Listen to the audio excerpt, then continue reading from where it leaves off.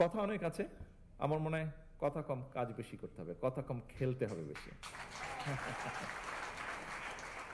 আমি শেষ যেই কথাটা একটা বলতে চাই, এই কথাটা একটু সিরিয়াস, তবে এই কথাটা আমি মিন করি, বিশ্বাস করি, এবং সেই জন্য আমি বলতে চাচ্ছি।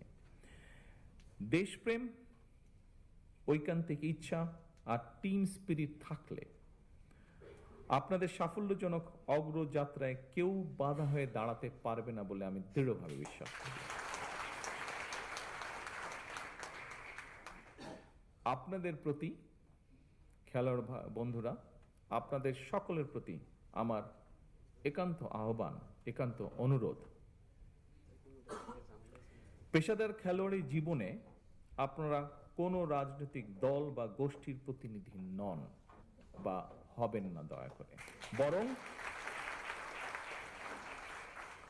বরং ক্রীড়া নৈপুণ্য দিয়ে দেশের প্রতিনিধি হয়ে উঠবেন আপনারা।